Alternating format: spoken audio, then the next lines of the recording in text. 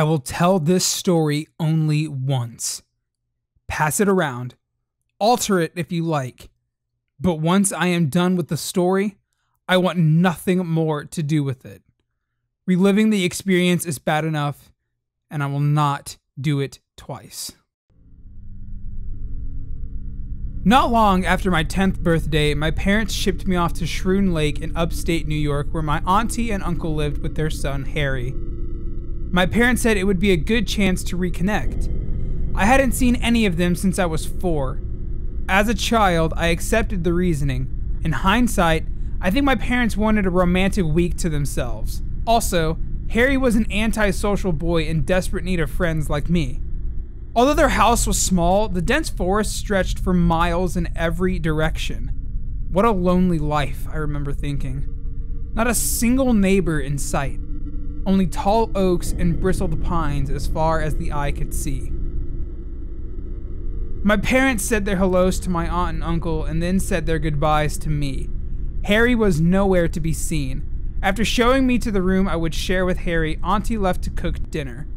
While I set my stuff down on the bottom bunk of the bunk bed, Uncle stuck around to make small talk.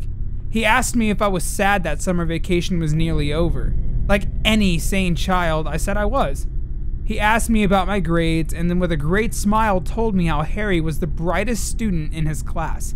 Of course, Harry's class numbered just 40 people whereas mine hovered around 400 people. But what did I know about Harry? The last time I saw him, I was a toddler and Harry was in diapers. I couldn't even tell you what he looked like. "Where is Harry?" I asked. My uncle's smile faltered. "Oh, he's out playing," he said. "Harry spends all day in the forest. So long as he comes home for dinner, we can't complain." But I could tell by the drop in his tone he wished Harry spent his time hanging out with friends like any normal kid his age. As I learned, Harry came home like clockwork, always just in time for dinner.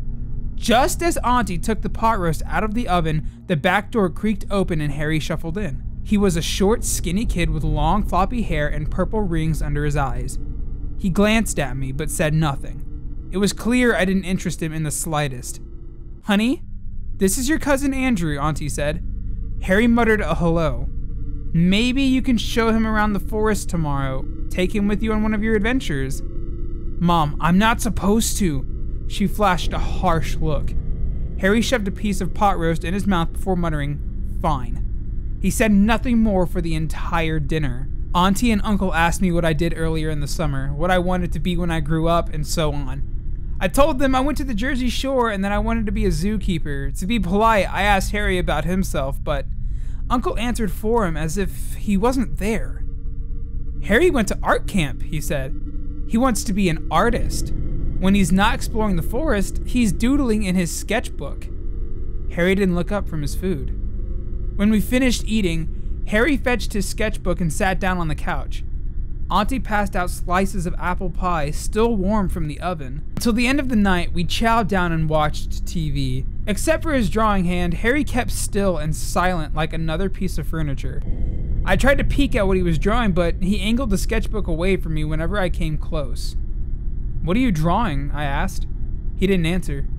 I decided to look at the drawings later that night when Harry showered before bed, but he took the sketchbook into the bathroom with him. Finally, when he lay down to sleep, I thought Harry might separate from the book, but he tucked the book under his pillow and fell asleep, so I gave up and went to bed myself. The bed was so stiff, I would have felt better sleeping on the floor. Regardless, it wasn't the bed that kept me awake. It was Harry's feverish mumblings. I haven't the slightest idea what he was saying. Tu sam mo kai, tu malo mo ena makar so. It sounded like utter nonsense to me. A completely different language, harsh and guttural. Of course, I didn't think anything of it. I just wanted to sleep. The next day, Harry took me into the forest. The trees loomed high over us and the thick canopy of leaves drowned the woods in twilight. Dirt trails wove through the area like veins on a giant earthen body. But they were not so smooth, clean-cut trails. They were rough, bumpy paths carved out of the forest from frequent use. "Where are we going?" I asked Harry. "I need to meet my friends," he said. Then, as an afterthought, he said, Mom wants me to show you the lake first. Harry took me along one of the many paths. I could tell he hadn't taken this path in a while. Grass had started to creep up across the path's edges, and the only footprints were those of the small woodland creatures. Sunlight streamed down on us in brilliant gold rays as the tree cover broke. Shroon Lake expanded before us, its surface as sleek and shiny as a mirror's edge. I immediately took off my shirt and jumped into the cool, calm water. Harry stood on the sandy shore. "Wait here," he said. "I'll be back." Before I could ask where he was going or when he'd be back, Harry had disappeared into the forest. Since I didn't know the way back home, I had to wait. I swam until my limbs shivered from the cold water, then I lay out in the hot sun until sweat dripped down my forehead. Then I waded out into the lake and stared at the line of trees bordering the water. Half an hour had passed, and still Harry hadn't returned. Sighing, I hit the water and cursed my parents for sending me to my weirdo family in the first place. From miles off, a low rumble broke through the trees. The tall oaks bent and shuddered and shed their leaves. Birds crowed and shot into the sky in great flocks. As the sound rolled across the lake, it resonated in my bones, and suddenly I became gripped by fear. "Harry?" I called. "Harry!" But he did not answer. I fled the lake and redressed. For another half an hour, I paced back and forth, waiting either for Harry or whatever made that massive roar. Although I cannot say how I knew, I was certain something ancient had made that noise. Something beyond the history or understanding of man. When Harry returned, sweat soaked the collar of his shirt and a splatter of blood stained his right sleeve. As always, his demeanor was calm. "Let's go," he said. "It's time for dinner." "Harry, did you hear that?" I said. "I did," he said. "What was it? What happened? Where did you go?" "I was with my friends," he said. "We returned home along one of the many paths." "But what was that noise?" He wouldn't answer. I asked him many more questions, but he wouldn't answer any of them. When we reached the door to his house, Harry stopped. "Don't say anything to my parents," he said. It seemed outrageous to ignore what I'd heard, but Harry's parents wouldn't believe me if I told them. Worse, perhaps they already knew and didn't want to talk about it. That evening, we ate dinner, watched more TV, and finished off Auntie's pie. Harry spent the night scribbling in his sketchbook. As always, he guarded the contents of the book closely, even when he slept. And again, Harry interrupted my sleep with his nonsensical muttering. "Ston, upno kai sto, coop nema, am I o makhar so." It was connected to the noise I had heard. I knew it. Regardless, I couldn't make sense of any of it and soon fell asleep from exhaustion. The next day followed the same pattern as the day before. Harry guided me through the forest, then he left me behind at the lake. Half an hour later, a loud bellow shot from the woods. Half an hour after that, Harry returned to guide me home just in time for dinner. It was an unspoken schedule we followed religiously. However, on the fourth night, Harry left his sketchbook on top of his bed. I was a guest in his home, so I knew I should have allowed him his privacy, but naturally, I couldn't contain my curiosity. As soon as I heard the shower turn on, I opened the sketchbook. The first few pages depicted animals picked apart and tortured, limbs impaled, skin flayed, muscles bare, bones cracked. The body parts were rendered with vivid detail someone could only imagine if they had seen it themselves. I flipped through the pages as quick as I could. Before long, I realized I was no longer looking at the bodies of squirrels, rabbits, and deer. The tortured bodies were those of men and women stripped bare of more than just clothing. My heart skipped as the shower shut off. I turned one last page. Unlike the other drawings, this one portrayed a group of men and women in a ring around a fire. The fire burned high, but not high enough to hide the figure behind it. On the far side of the fire, an immense creature, tall as the trees, hunched over its bony body. It leaned on its arms, which were twice as big as its torso. Long strands of hair hung over its head. Because of the hair, I could not see the creature's eyes, but I could see a pair of lips that stretched across the entirety of its face. Despite its hideous appearance, no one in the ring looked at the creature. Instead, they bowed their heads in reverence. I stared at the picture as long as I could, but time was limited. I closed the book and settled into my bed just in time for Harry to return. Falling asleep was extra hard that night. A normal child might have told Harry's parents or called his own parents to get him the hell out of there, but I couldn't do it. Not yet. I needed to see what was in those woods. The next day, I followed the unspoken schedule. By now, I had it memorized, the path to and from the lake, but Harry guided me there out of habit. As soon as my feet touched the sand, he stopped to speak. "Let me guess," I said. "Wait here?" For the first time, a smile appeared on his lips. He hesitated for a moment and then entered the forest without a word. He knew I'd wait there for him, as always. But instead, I followed Harry just far enough to see him without being seen myself. We trekked through the woods for 10 minutes. Our path was fairly linear, but many other paths branched off from ours, perhaps leading to other homes. I stepped lightly and avoided sticks and leaves when I could. Not once did Harry suspect I was following him. Then, after 10 minutes, the trail veered right and Harry disappeared from sight. As I neared the sudden turn, I could see the trail exited onto a wide glade. Inside the clearing, a fire crackled and voices chanted in the guttural language Harry muttered in his sleep. Aside from the chanting, I heard a woman cry. "What are you doing?" she asked through the sobs. Let me go, please!" I approached the glade as close as I dared. Through breaks in the trees, I saw a ring of men and women in front of a bonfire. Harry had joined the end of the ring and was chanting along with the others. Across from him, a naked woman stood chained to a post. She continued to cry and beg. Then among the choir of voices rose another voice, loud enough and deep enough to drown out the others. Heavy footsteps shook the earth like a rhythmic thud commanding the beat of the chanting.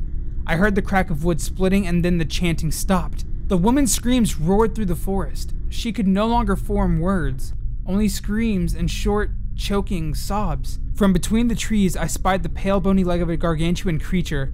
My eyes widened as I followed the leg to the rest of its naked, hairless body. Just as in the picture, the creature leaned on its arms, which were as long and thick as tree trunks. Over its chest, the white skin stretched so taut, I thought I might burst. Yes. Yet, despite all its horror, I could not resist the urge to see more. Most of all, I wanted to see its face. I craned my neck for a better look, but the canopy of leaves blocked my view. I could see only to the creature's chin, some 15 feet up. I looked back down at the chanting group members. Knives had appeared in their hands, including Harry's. One by one, they sliced off a piece of the woman. As the woman's screams soared, the creature behind the fire purred with delight. Jesus Christ, I said to myself. I screwed my eyes shut and tried desperately to shake myself from the nightmare. Just a dream, just a dream, just a dream, I said. When I opened my eyes, the woman's cries had stopped. Her head drooped down to her chest.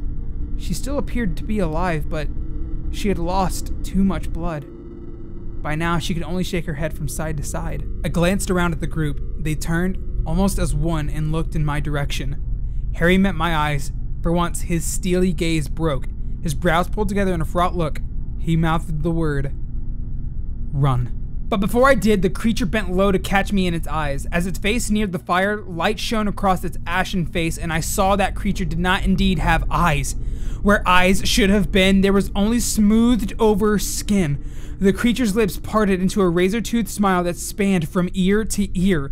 Then the creature spoke to me. Its thick, guttural words penetrated my mind as much as it did my ears. Although I didn't know the ancient language it spoke, somehow I understood the creature perfectly. Amai o Makar, o Mikris, Dikhones, Ton Nectum, Comis Tiano, Nami Latvis. That is, I am Makar the Small, Deacon of the Dead, Earl of the Eternal. Worship me. When I did not move or answer, the Makar cocked his head so far to the side I thought he might snap his neck.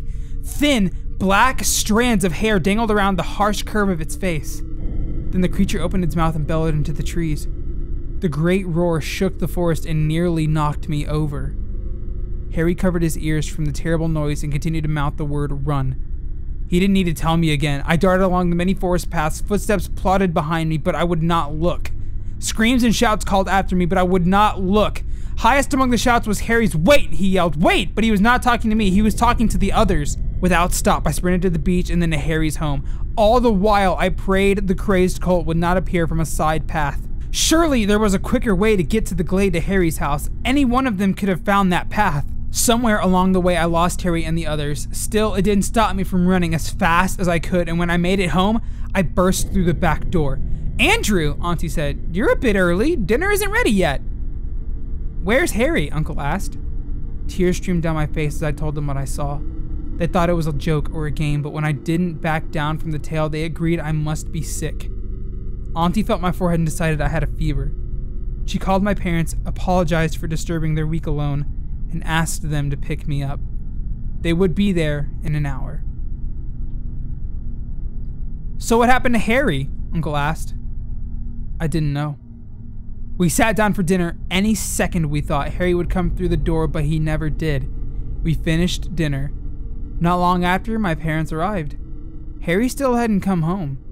My parents agreed to help Auntie and Uncle look for Harry, but I gripped their legs and told them not to go into the forest. I was in hysterics. Finally, my parents rushed me home. As it turned out, I did have a fever, and quite a strong one. My parents forced me to take an ice bath in a Motrin and then go to sleep with a damp washcloth over my head. Regardless, the fever lasted well into tomorrow, and in the morning, my parents said I had spent the whole night muttering gibberish in my sleep. As for Harry, the police were called. I gave them my story. I told them just how to reach the glade. They found the glade, but there was nothing there. Not even the remains of a fire. To this day, Harry is still missing. My parents sent me to therapy in the hopes I would lose the crazy story and tell the truth. It didn't work. So we don't talk about that week anymore. We've all tried to forget about it. In fact, this is the first time I've talked about it in years.